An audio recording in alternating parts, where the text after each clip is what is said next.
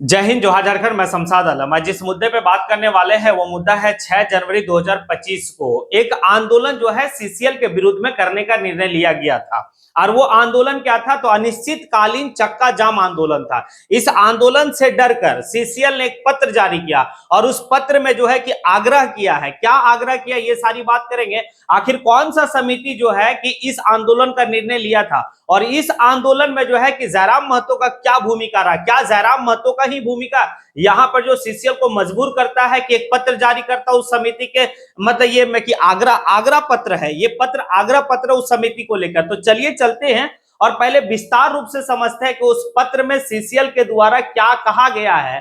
तो पहले हम लोग ये देखेंगे कि इसमें स्पष्ट कहा गया कि सेवा में श्रीमान सखन लाल महतो अध्यक्ष हैं। अध्यक्ष किसका? तो समिति का नाम है विस्थापित संघर्ष समन्वय समिति बेरमो बोकारो।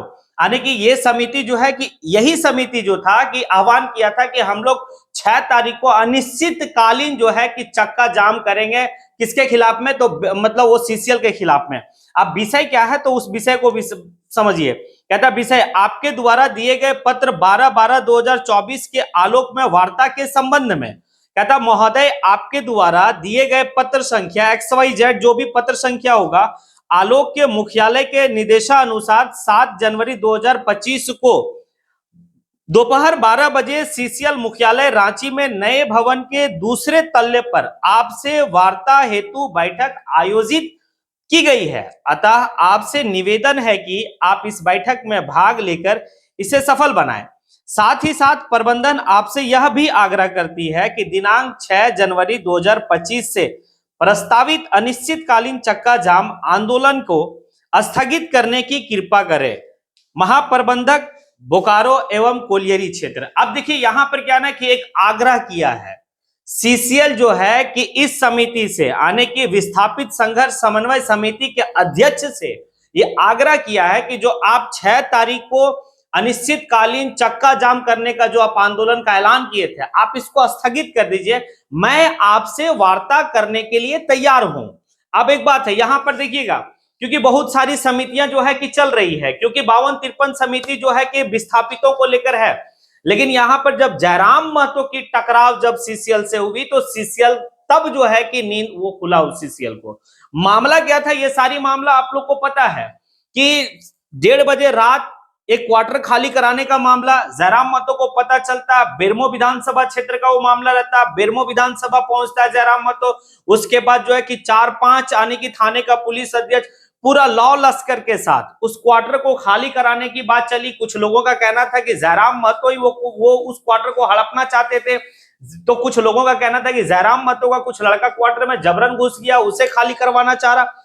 ये सारी बात को लेकर काफी ज्यादा ड्रामा चला। फिर एसडीओ से बात हुई, सीईओ, ये सभी लोग आके जो है कि वार्ता एक चल रहा था। इसी दरमियान में समिति जो है विस्थापित संघर्ष समन्वय समिति ये निर्णय कर देता है और एक जो है कि पत्र जारी कर देता है कि भाई हम लोग 6 जनवरी 2025 को अनिश्चितकालीन हड़ताल पे हम लोग जाएंगे, अनिश्चितकालीन जो है कि आंदोलन करेंगे, चक्का जाम।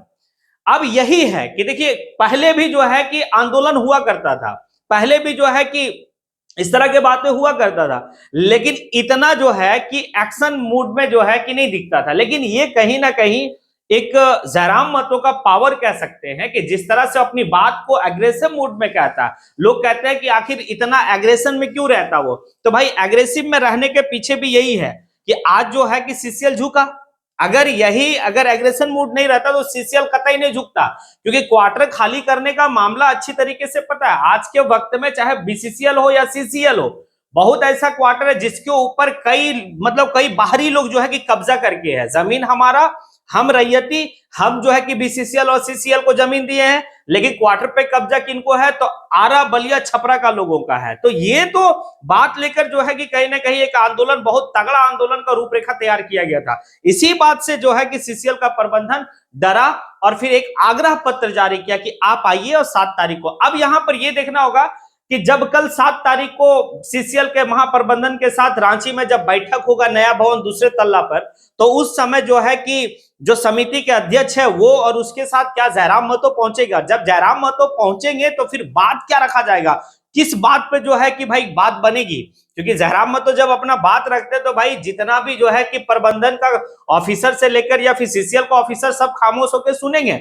और एक भी उनका नहीं चलेगा। यहां तक कि बात बात में जो है कि पसीना भी इस ठंड के माह में उनको देखने को मिल जाएगा। कल आप लोग जरूर जो है कि इस बैठक का वीडियो आप लोग जरूर जो है कि इंतजार कीजिएगा और लाएंगे इस बैठक का वीडियो। अब ये सारी बात है, तो एक तो है टाइगर का पावर यहां पर समझ में आया।